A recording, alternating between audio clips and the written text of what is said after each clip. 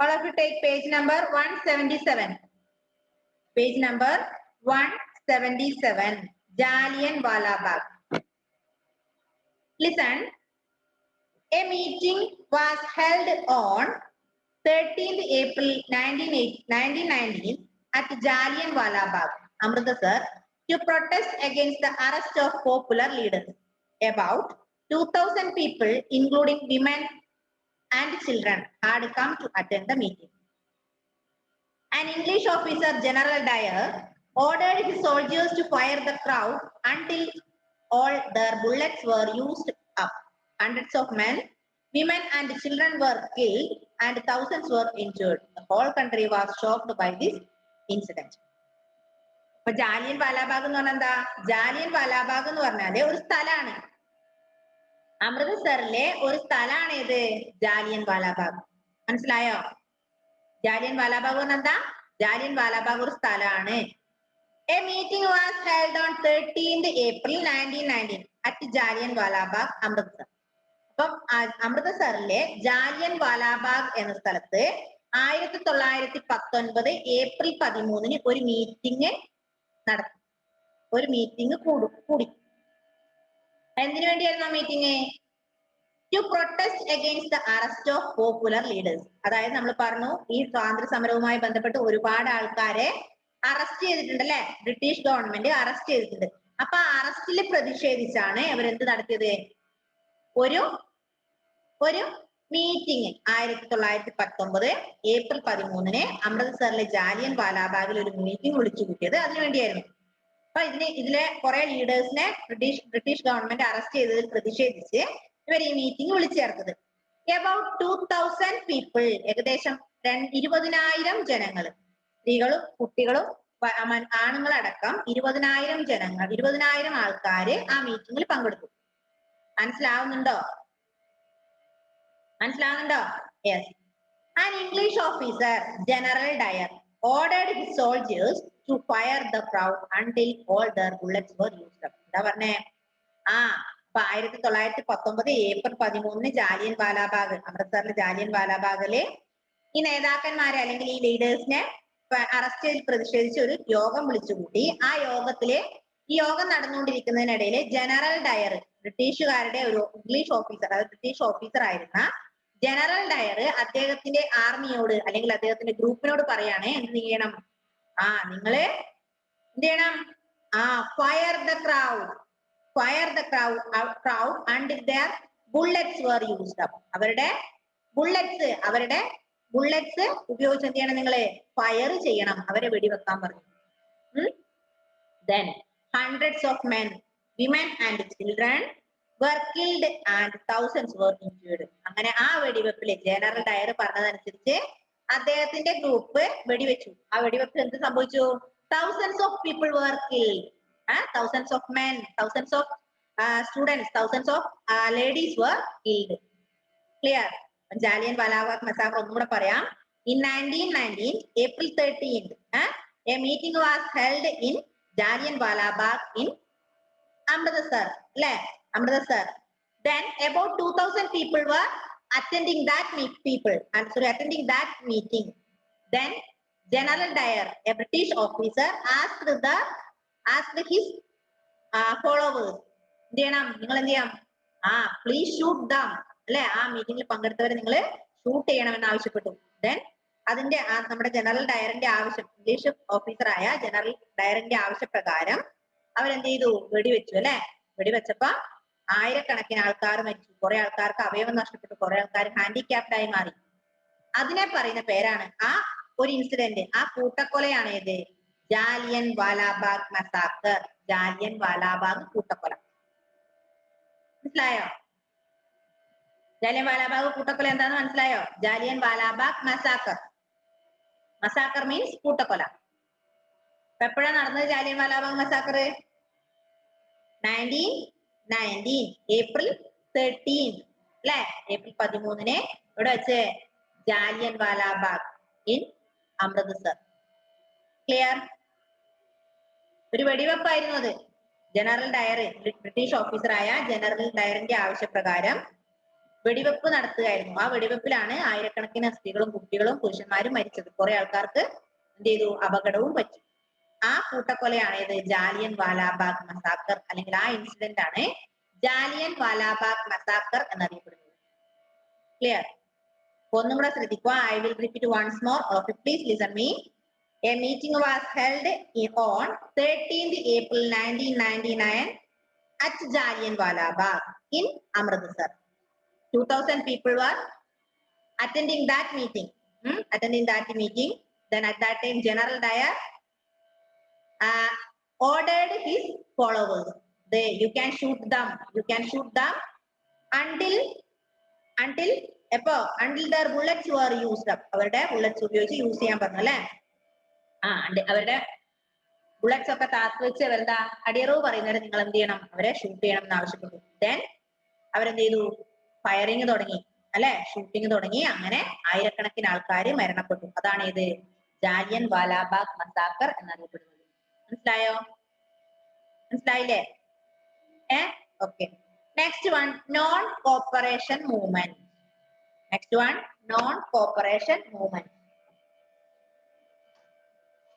എന്തൊക്കെ നമ്മൾ ഇത് പഠിച്ചു? First war of independence, Indian National Congress, Mahatma Gandhi, Jallian Walabagh massacre. ഈ 4 അറിയുന്നവരൊന്ന് കൈ കാണിച്ചാട്ടെ മിസ്സിനെ. First war of independence അതെപ്പോഴാ? 18 ആണോ? 1857. അതിന്റെ കാരണം എന്തായിരുന്നു? ബ്രിട്ടീഷ് ആർമിയിലെ ഒരു പുതിയ റൈഫിൾ കണ്ടുപിടിച്ചു. ആ റൈഫിളിൽ ഉപയോഗിക്കുന്ന തിരകള് എന്തായിരുന്നു? മൃഗങ്ങളുടെ കൊഴുപ്പിൽ നിന്നാണ് എന്നൊരു റൂമർ പറക്കുകയും അതിന്റെ അടിസ്ഥാനത്തില് മുസ്ലിം ഹിന്ദു സോൾജേഴ്സിന് എതിർപ്പ് വരികയും അതോടുകൂടി എന്ത്, ഒന്നാം സ്വാതന്ത്ര്യ സമരം, first war of independence start ചെയ്യുകയും ചെയ്തു. അത് മീററ്റിലാണ് തുടങ്ങിയത് അല്ലെ. പിന്നെ അതിനുശേഷം നമ്മൾ Indian National Congress 1885 Indian National Congress സ്ഥാപിതമായി. അതിന്റെ ഫൗണ്ടറാണ് AOQ. പിന്നെ പറഞ്ഞത് മഹാത്മാഗാന്ധിനെ പിന്നെ എല്ലാവർക്കും അറിയാം അല്ലെ, നമ്മുടെ രാഷ്ട്ര ഫാദർ ഓഫ് നേഷൻ ആണ്. Next one, Jallian Walabagh massacre. held on 13th April 1990 at Jallian Walabagh in അമൃത്സറിലെ ജാലിയൻ വാലാബാഗില് 1919 നടന്ന ഒരു കൂട്ടക്കൊലയാണ് ഇത് ജാലിയൻ വാലാബാഗ് മസാക്കർ. ആ കൂട്ടക്കൊലയ്ക്ക് കാരണം എന്താ? ബ്രിട്ടീഷുകാര് നമ്മുടെ ഇന്ത്യൻ ലീഡേഴ്സിനെ കുറെ ആൾക്കാരെ അറസ്റ്റ് ചെയ്തിട്ടുണ്ട്. ആ അറസ്റ്റ് ചെയ്തതിൽ പ്രതിഷേധിച്ചിട്ട് നടത്തിയ ഒരു മീറ്റിംഗ് ആണ് ജാലിയൻ വാലാബാഗ് മീറ്റിംഗ്. ആ മീറ്റിംഗിൽ ബ്രിട്ടീഷ് ഉദ്യോഗസ്ഥനായ ജനറൽ ഡയറിന്റെ ആവശ്യപ്രകാരം ബ്രിട്ടീഷ് ആർമി വെടിയുതിർന്നു. അങ്ങനെ ആയിരക്കണക്കിന് ആൾക്കാരും ആയിരക്കണക്കിന് കുട്ടികളൊക്കെ മരണപ്പെട്ടു. ആ ഒരു മസാക്കർ, ആ ഒരു കൂട്ടക്കൊലയാണ് ജാലിയൻ വാലാബാഗ് മസാക്കർ എന്നറിയപ്പെടുന്നത്. ഞാൻ കുറെ പ്രാവശ്യം റിപ്പീറ്റ് ചെയ്തു, മനസ്സിലായി എന്ന് വിചാരിക്കുന്നു. Next one, non cooperation movement. In 1920, Gandhiji launched the non-cooperation movement against the English. Thousands of students left their schools and colleges to join the movement. Foreign clothes were burned in public. People spun cloth at home. Gandhiji popularized Charkha and Gandhi as symbols of India's freedom struggle.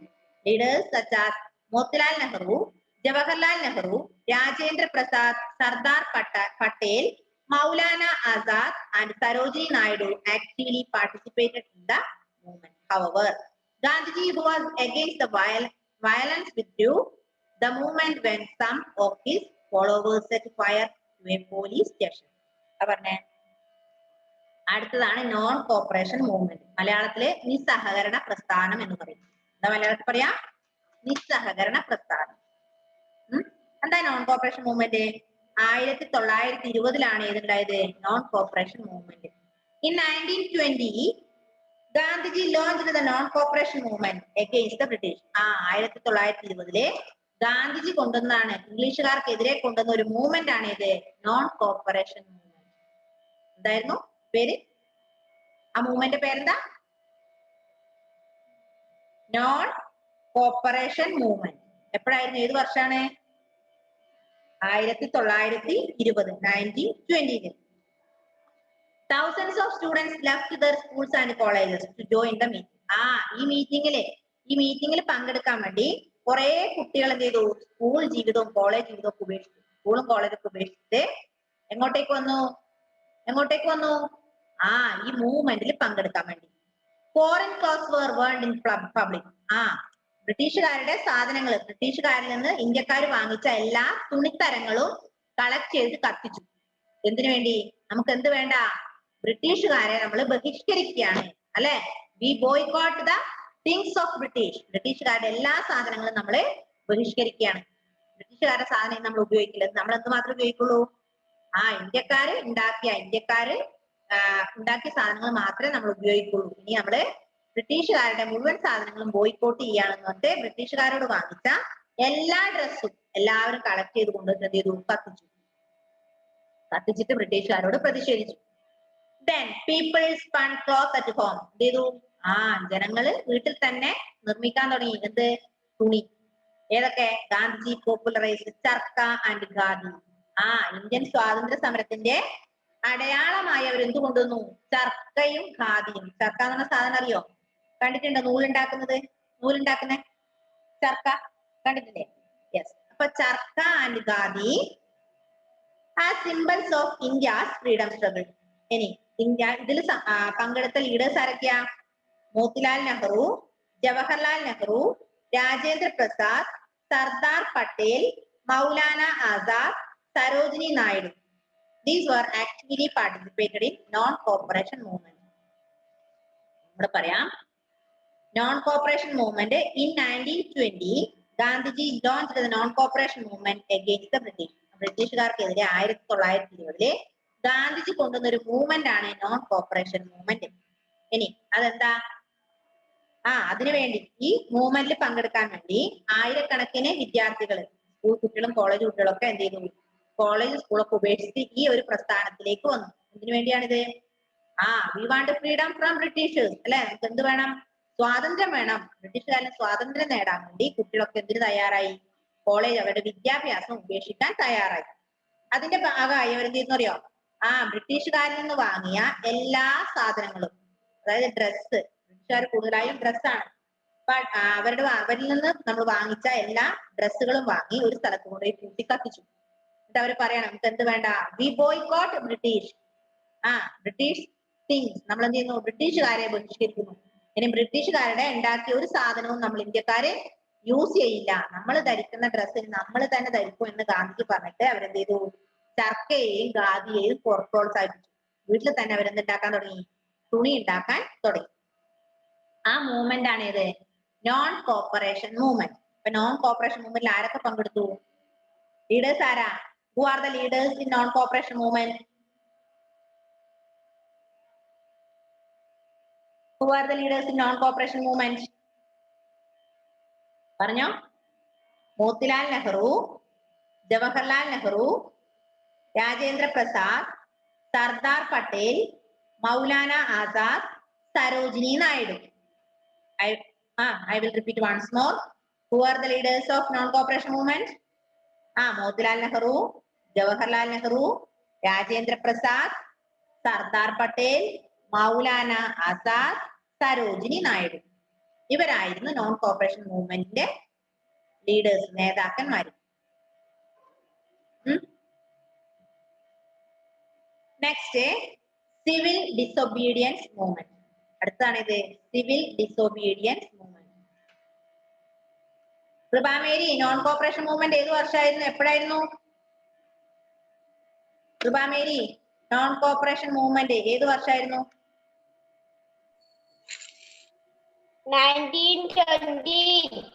1920. ഏത് മാസം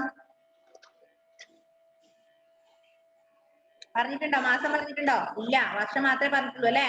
1920 ഏത് non cooperation movement. അത് ആരായിരുന്നു നേതൃത്വത്തിന്റെ? ഗാന്ധിജിയുടെ നേതൃത്വത്തില്. ആരൊക്കെയായിരുന്നു leaders? Motilal Nehru, Jawaharlal Nehru, Rajendra Prasad, Sardar Patel, Maulana Azad, Sarojini Naidu, etc. are the members, etc. are the leaders of non-cooperation movement. മനസ്സിലായല്ലോ? അടുത്തത് civil disobedience movement. Civil disobedience movement എപ്പോഴാ?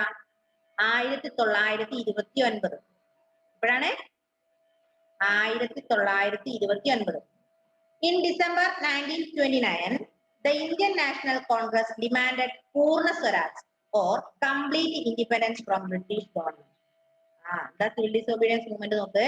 1929, 1919 ഇത് നോൺ കോപ്പറേഷൻ മൂവ്മെന്റ് അല്ലെ. അതിനുശേഷം 10 വർഷങ്ങൾക്ക് ശേഷം 1929 Indian National Congress 1885 AOHU founder ആയിട്ടുള്ള ഇന്ത്യൻ നാഷണൽ കോൺഗ്രസ് ഒരു ഡിമാൻഡ് വെച്ചു. എന്താണെന്നറിയോ? നമുക്ക് എന്ത് വേണം? പൂർണ്ണ സ്വരാജ്. എന്താ പൂർണ്ണ സ്വരാജ് എന്ന് പറഞ്ഞാല്? Complete freedom. നമുക്ക് എല്ലാ അവകാശങ്ങളും വേണം. അതാണ് ഇത് പൂർണ്ണ സ്വരാജ്. പൂർണ്ണ Swaraj means complete freedom. Then in 1929 December, Indian National Congress demanded പൂർണ്ണ സ്വരാജ്. പൂർണ്ണ Swaraj means complete freedom from British government. British ഗവൺമെന്റിൽ നിന്ന് നമുക്ക് എന്ത് വേണം? പൂർണ്ണ സ്വാതന്ത്ര്യം വേണം എന്നൊരാശയം ഇന്ത്യൻ നാഷണൽ കോൺഗ്രസ് മുന്നോട്ട് വെച്ചു. എപ്പോ? 1929 ഡിസംബറിൽ. The civil disobedience movement began in 1930 under the leadership of Gandhi. Gandhiji and 78 of his followers walked from Sabarmati Ashram to Dandi. This is known as famous Dandi March. Thousands of villagers followed this march. Upon reaching Dandi, Gandhiji broke the salt law. Indians were not allowed to make salt. By making salt, the movement soon spread to other parts of India. അങ്ങനെ 1929 Indian National Congress എന്ത് പറഞ്ഞു? എന്ത് വേണമെന്നാ പറഞ്ഞത്? പൂർണ്ണ സ്വരാജ്. എന്താ പൂർണ്ണ സ്വരാജ് എന്ന് പറഞ്ഞാല്? നമുക്ക് ബ്രിട്ടീഷുകാരിൽ നിന്ന് പൂർണ്ണമായ സ്വാതന്ത്ര്യം. നമ്മളിനി ആരല്ല? ബ്രിട്ടീഷുകാരുടെ അടിമയല്ല. നമുക്ക് എന്ത് വേണം? കംപ്ലീറ്റ് സ്വാതന്ത്ര്യം നമുക്ക് വേണം എന്നൊരാശയം മുന്നോട്ട് വെച്ചു. അങ്ങനെ 1930 1930 under the leadership of Gandhiji, ഗാന്ധിജിയുടെ നേതൃത്വത്തിലെ സിവിൽ ഡിസൊബീഡിയൻസ് മൂവ്മെന്റ് സ്റ്റാർട്ട് ചെയ്തു. അപ്പോഴാ 1930 ഗാന്ധിജിയുടെ നേതൃത്വത്തില് സിവിൽ ഡിസൊബീഡിയൻസ് മൂവ്മെന്റ് സ്റ്റാർട്ട് ചെയ്തു.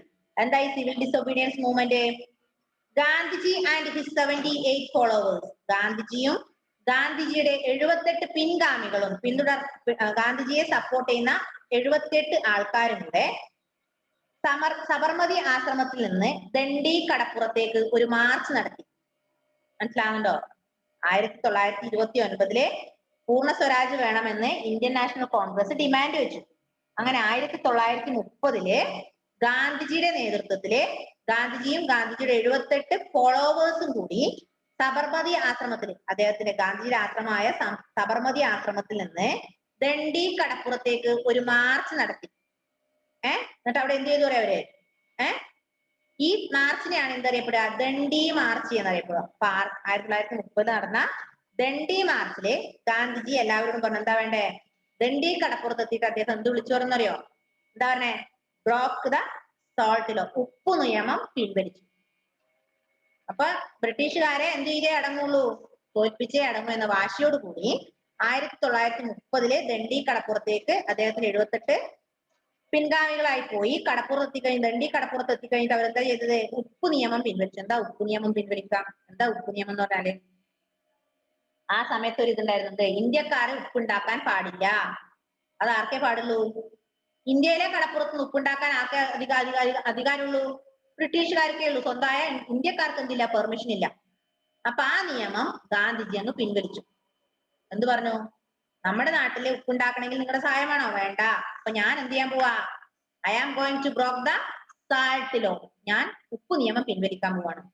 അങ്ങനെ ഗാന്ധിജി 78 ഫോളോവേഴ്സും ഗാന്ധിജി അടങ്ങിയിട്ട ടീം ദണ്ഡി കടപ്പുറത്ത് വെച്ച് ഉപ്പു നിയമം പിൻവലിച്ചു. മലയാളത്തിൽ പറയുന്നത് എന്തിനാന്നറിയോ? ഇത് മനസ്സിലാകാൻ വേണ്ടിയാ. അങ്ങനെ 1930 ദണ്ഡി കടപ്പുറത്ത് വെച്ച് ഉപ്പു നിയമം പിൻവലിച്ചു. അതായത് ബ്രിട്ടീഷുകാർക്ക് ഇന്ത്യക്കാർക്ക് പെർമിഷൻ ഉണ്ടായിരുന്നില്ല എന്തിനെ? ഉപ്പ് ഉണ്ടാക്കാൻ വേണ്ടി. ഉപ്പ് ആരുണ്ടാക്കി? ഗാന്ധിജി സംഭവം ഉപ്പ് ഉണ്ടാക്കാൻ. എന്താ എങ്ങനെ ഉപ്പുണ്ടാക്ക? കടൽ വെള്ളം കുറുക്കിയിട്ട്, തീ കത്തിച്ച് കടൽ വെള്ളം കുറുക്കിയിട്ടാണ് എന്തുണ്ടാക്കുക? ഉപ്പ് ഉണ്ടാക്കുക. അങ്ങനെ ഗാന്ധിജിയും 78 സുഹൃത്തുക്കളും കൂടെ ഉപ്പ് നിയമം പിൻവലിച്ചിട്ട് അവിടെ ഉപ്പ് ഉണ്ടാക്കി. അതാണ് civil disobedience movement.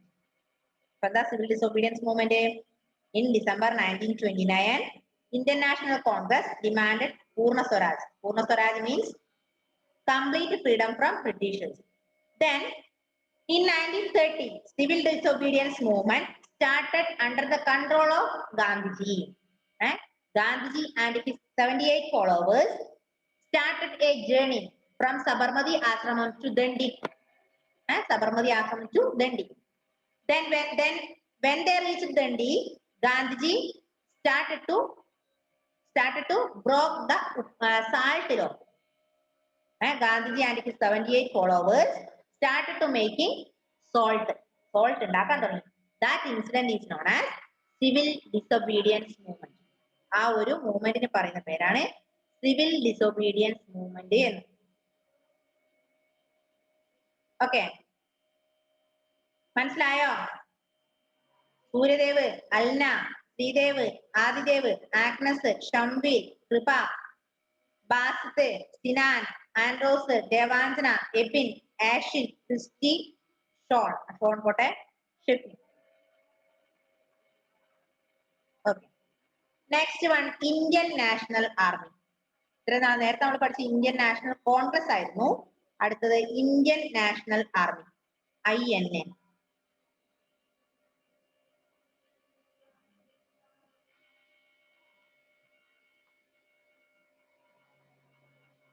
Subhash Chandra Bose was the leader of Indian National Army.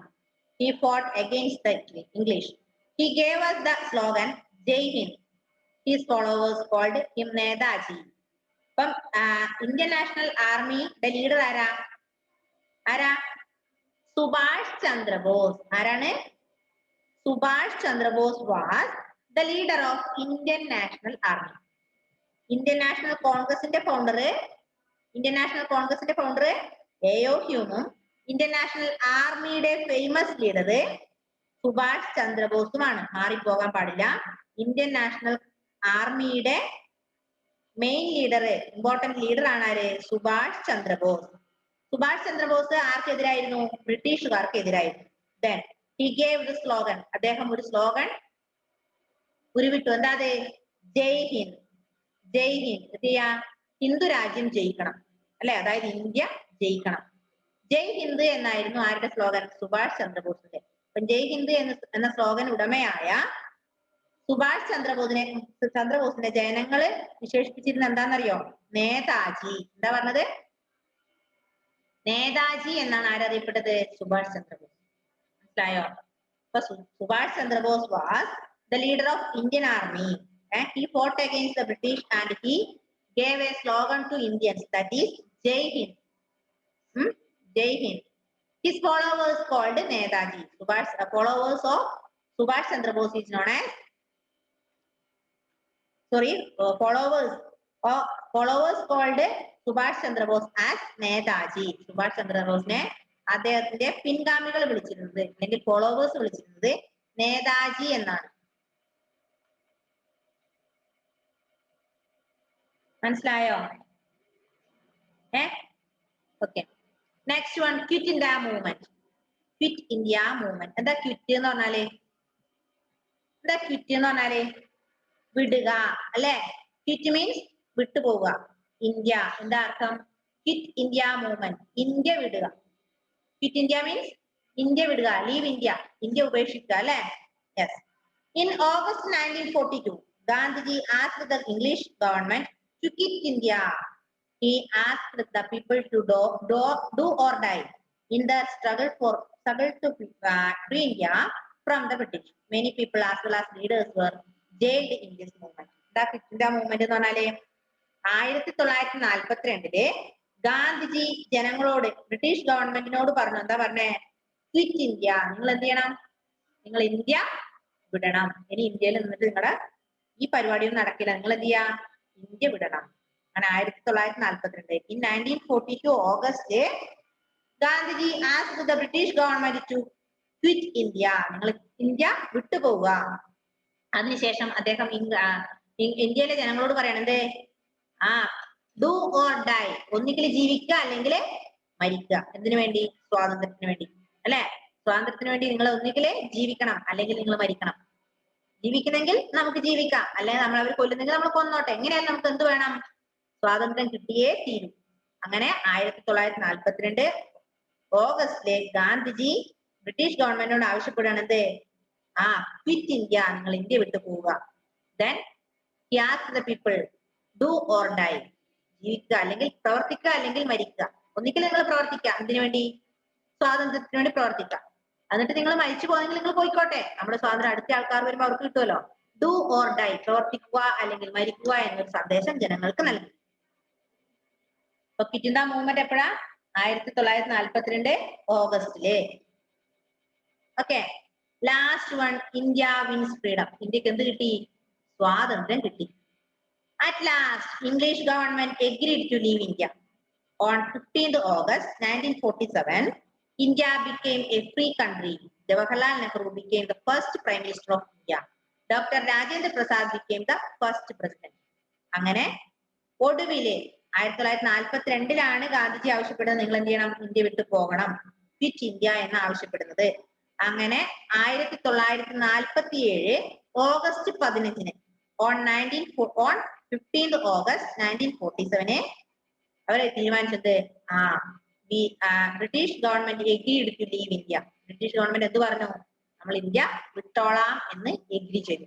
അവർ പറഞ്ഞു ഇനി എന്ത് ചെയ്യാം, ഇനി നിങ്ങളെ ബുദ്ധിമുട്ടിക്കാൻ ഞങ്ങളില്ല, നമ്മൾ എന്ത് ചെയ്യാം, ഇന്ത്യ വിട്ടോളാം. കാരണം അത്രയും അവർക്ക് മനസ്സിലായി, ഇനി ആര് വിടില്ല, ഇന്ത്യക്കാര് നമ്മളെ ഇവിടെ രാജാവായി ജീവിക്കാൻ അനുവദിക്കില്ല, തോറ്റു കൊടുത്തേ രക്ഷയുള്ളൂ എന്ന് മനസ്സിലാക്കി ബ്രിട്ടീഷുകാര് തീരുമാനിച്ചു നമ്മൾ ഇന്ത്യ വിട്ടോളാം എന്ന ഒരു എഗ്രിയിലെത്തി. അങ്ങനെ 1947 ഓഗസ്റ്റ് 15 നമുക്ക് ബ്രിട്ടീഷുകാരിൽ നിന്ന് എന്ത് കിട്ടി? ഇൻഡിപെൻഡൻസ് അല്ലെങ്കിൽ ഫ്രീഡം കിട്ടി, സ്വാതന്ത്ര്യം കിട്ടി. ഇനി ഇന്ത്യയുടെ ആദ്യത്തെ പ്രൈം മിനിസ്റ്റർ, അങ്ങനെ ഒന്നാമത്തെ പ്രധാനമന്ത്രിയായി ജവഹർലാൽ നെഹ്റുവിനെ തെരഞ്ഞെടുത്തു. Jawaharlal Nehru became the first prime minister of India. ഇന്ത്യയുടെ ആദ്യത്തെ പ്രധാനമന്ത്രിയാണ് ആര്? ഇന്ത്യയുടെ ആദ്യത്തെ പ്രധാനമന്ത്രി ആരാ? Jawaharlal Nehru. Then who is the first president? First president ആരാ? ഡോക്ടർ രാജേന്ദ്ര പ്രസാദ് അല്ലെ. First prime minister of India is Jawaharlal Nehru. First president of India is Rajendra Prasad. മനസ്സിലായോ? അപ്പൊ 1857 ഫസ്റ്റ് വാർ ഓഫ് ഇൻഡിപെൻഡൻസ്, ഒന്നാം സ്വാതന്ത്ര്യ സമരം തുടങ്ങിയിട്ട് 1947 ഓഗസ്റ്റ് 15 നമുക്ക് എന്ത് കിട്ടുന്നത്? സ്വാതന്ത്ര്യം കിട്ടുന്നത്. അപ്പൊ ഏകദേശം എത്ര വർഷം സ്വാതന്ത്ര്യ സമരം ഉണ്ടായിരുന്നു? 1947 1857 കുറക്കാം, 90 വർഷം അല്ലെ. 90 വർഷം എന്തുണ്ടായിരുന്നു? 90 വർഷത്തെ യുദ്ധത്തിന് ശേഷമാണ് നമുക്ക് എന്ത് കിട്ടിയത്? സ്വാതന്ത്ര്യം കിട്ടിയത് അല്ലെ.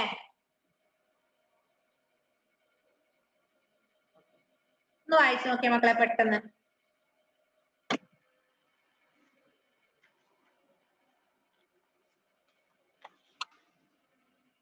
വായിച്ചു നോക്കിയാട്ടെ.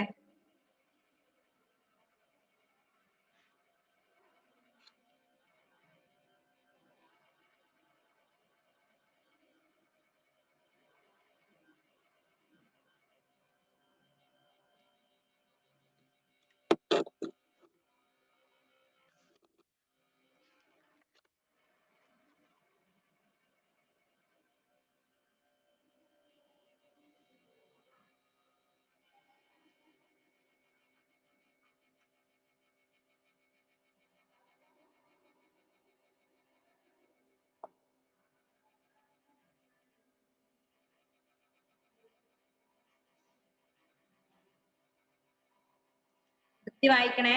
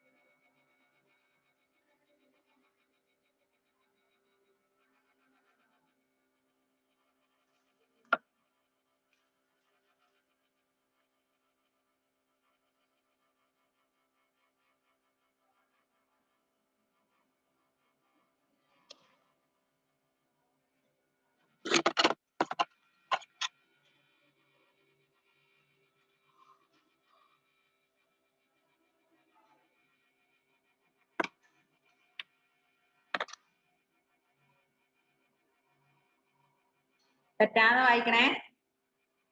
അബ്ദുൾ ബാസിദ് വായിക്കുന്നുണ്ടോ? ഇത്ര പെട്ടെന്ന് വായിച്ചു കഴിഞ്ഞോ?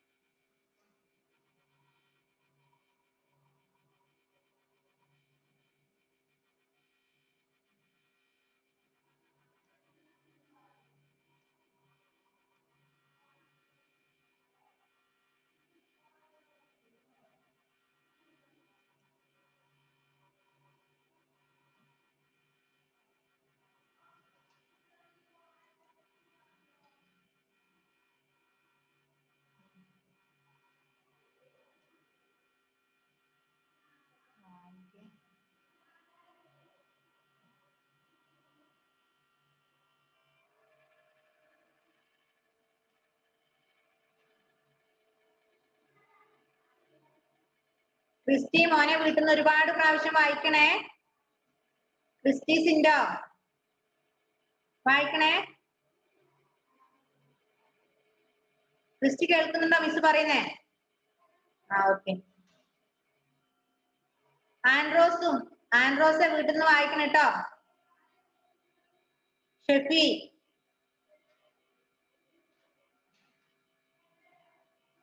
ഓക്കെ. അമ്മ നമ്മുടെ ടൈം കഴിയാനായി. അപ്പൊ എല്ലാവരും നന്നായി ടെക്സ്റ്റ് വായിക്കുക. അടുത്ത ക്ലാസ്സിലേക്ക് നിങ്ങളുടെ ഹോംവർക്ക് ഇതാണ്. fill in the blanks.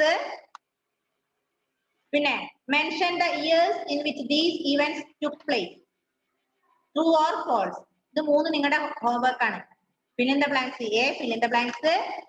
B, mention the years in which these events took place.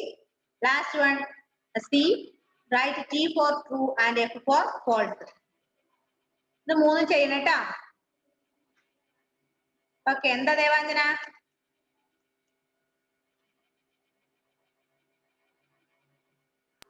മിസ്സേ ഡിക്റ്റേഷൻ ഇടാന്ന് പറഞ്ഞു. അതിന് ടൈം കഴിഞ്ഞു പോയി മോളെ. അടുത്ത ക്ലാസ് എന്തായാലും ഇടൂ കേട്ടോ. അടുത്ത ക്ലാസ്സിൽ. ഓക്കെ.